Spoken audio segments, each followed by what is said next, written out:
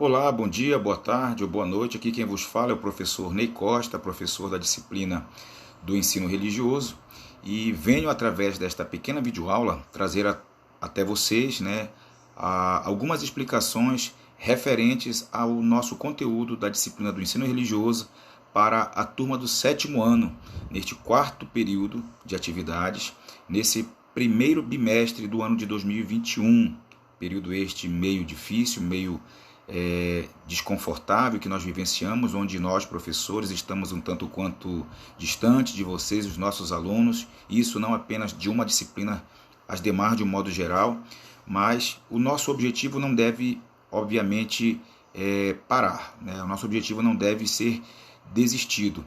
Nós precisamos, obviamente, andar para frente, olhar para frente, para que nós consigamos alcançar aquilo que nos motiva, que é o nosso próprio desenvolvimento, nosso próprio crescimento intelectual.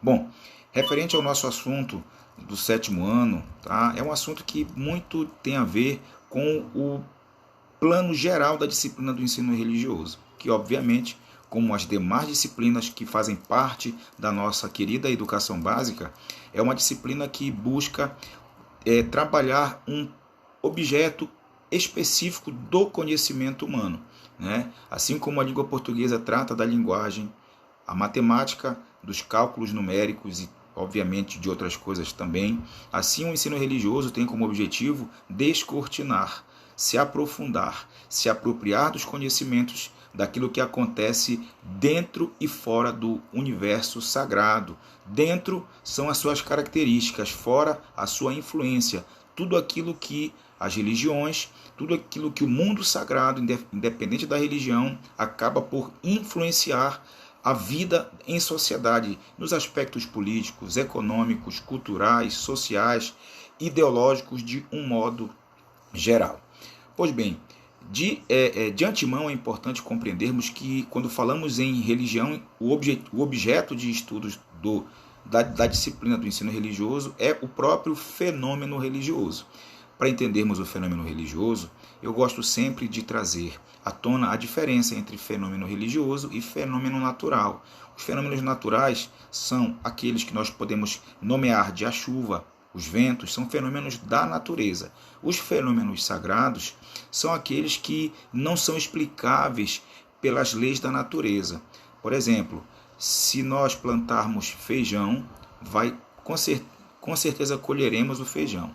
Se nós plantarmos qualquer outra espécie de semente, vamos ter que colher aquilo que plantamos. Dentro do terreno das religiões, a lógica, né, é diferente, o raciocínio é diferente. Por exemplo, uma pessoa que esteja doente, se ela não for acolhida e auxiliada para tomar uma devida medicação, ela pode inclusive vir a morrer. Porém, na religião as coisas são de maneira diferente. Uma pessoa pode ser curada sem o uso da medicação, apenas através de uma reza, de uma oração ou de um ritual, seja ele da religião qual for. Então, não existe a mesma metodologia de entendimento daquilo que acontece nas leis naturais. Quando nós falamos em fenômeno religioso, falamos de pluralidade de crenças, porque são inúmeras as religiões. E uma coisa que se faz necessário, sobretudo nos dias de hoje, onde as pessoas não se entendem, as pessoas não se respeitam, pura e simplesmente porque não têm o mesmo pensamento, o mesmo ponto de vista político, o mesmo ponto de vista ideológico, o mesmo ponto de vista religioso, e acabam entrando em um conflito, e muitas vezes um conflito de agressões, sejam verbais e sejam físicas. Por isso, nós observamos que há um termo que é muito comum nos dias de hoje, sobretudo dentro do contexto religioso, que é a intolerância religiosa, né? Que de fato faz com que o mundo de hoje seja um mundo um tanto quanto mais violento. Vejamos o que significa as religiões, e eu não vou poder ler todo o nosso texto, que não é necessário, você vai estar recebendo ele na sua integralidade, mas nós vamos falar sobre a intolerância religiosa, sobretudo ela no Brasil, no mundo, e a importância, tá, da tolerância religiosa, ok? Vejamos aqui, a intolerância religiosa é o termo utilizado para exemplificar a incapacidade de aceitar e respeitar a religião ou crença de outros indivíduos. Ela é configurada principalmente pela discriminação.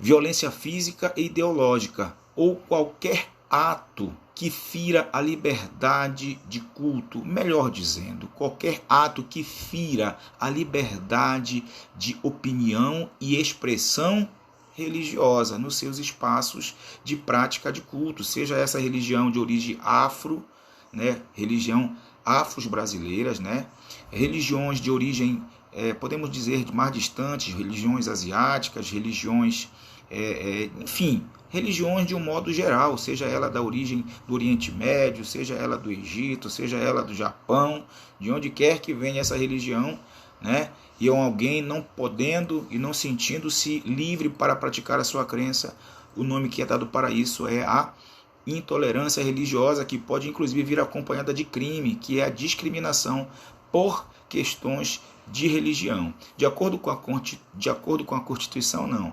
De acordo com a declaração da Organização das Nações Unidas, tá? A ONU, existe um documento, né, da Organização das Nações Unidas que estabelece, né, um conceito sobre o que vem a ser essa intolerância religiosa. E diz assim: toda a distinção, toda a diferença, exclusão, restrição ou preferência, o efeito, seja a abolição ou o fim do reconhecimento. Aliás, perdão, não foi exatamente assim que está escrito.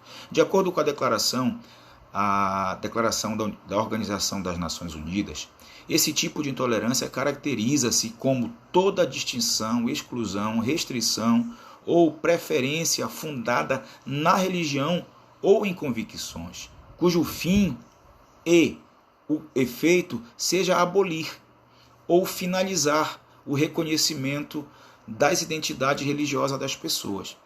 A alegria, né, o gozo, a alegria, o exercício em igualdade dos direitos humanos e das liberdades fundamentais, né? Então, de acordo com este documento da Declaração Universal dos Direitos Humanos, da ONU, tá? Menciona a existência deste problema que precisa ser superado. A intolerância religiosa é fruto de um longo processo histórico de doutrinação. Mesmo para assegurar a liberdade de expressão e culto, o Brasil e alguns outros países continuam protagonizando novos casos de discriminação. O que é protagonismo? É aquele ator que tem papel importante numa história. É aquele indivíduo que possui papel fundamental, papel destacado. Então o Brasil, juntamente com outros países, eles estão se destacando, lamentavelmente, por ter um papel importante não na tolerância, mas na intolerância religiosa.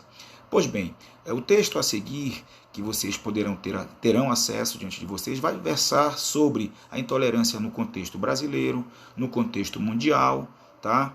E, enfim, e vai trazer para cada um de nós a necessidade de que nós tenhamos uma forma de pensamento e de atitude diferente do que nós observamos, né? Boa parte das pessoas, sobretudo nos dias atuais, né? Alguns, por exemplo, são da esquerda, outros são da direita, e as pessoas não se respeitam, as pessoas não se valorizam por conta de diferenças de ponto de vista político. Isso também acontece na esfera religiosa, né? E então, eis uma pergunta: é necessário que uma pessoa pense exatamente igual a você para que você a trate com amor, com carinho, com cortesia, com cordialidade? É necessário que uma pessoa seja da mesma religião que a sua, que o mesmo partido religioso que o seu, para você dizer bom dia, boa tarde, boa noite? É necessário que uma pessoa seja da mesma crença que a sua, seja ela política ou religiosa, para você estender a mão numa hora de necessidade? É claro que não. Porém, se nós não pensarmos e refletirmos exatamente na necessidade de destruirmos essas barreiras que nos fazem, inclusive, podemos dizer assim, acimentar, né, essas barreiras que nos distanciam dos nossos semelhantes, então é importante que nesse contexto de mini aula, mini vídeo aula, nós tenhamos não apenas o entendimento desse conteúdo do ponto de vista de tirar uma nota, mas que isso seja de fato aplicado dentro do nosso contexto de vida, para que assim possamos sermos cidadãos realmente dotados de capacidades, boas virtudes, bons pensamentos, bons princípios na nossa própria realidade e na maneira de tratarmos com o coletivo. Forte abraço a todos, tenham bons estudos. O nosso texto ele é contido de 2 páginas, né? Tem essa primeira, tem essa segunda aqui, também tem um conjunto de atividades. Estudem, todas as questões que aí estão colocadas, elas possuem respostas no texto, portanto é fácil. Forte abraço a todos, depende também um pouco do nosso estudo. Forte abraço a todos e bons estudos. Até mais!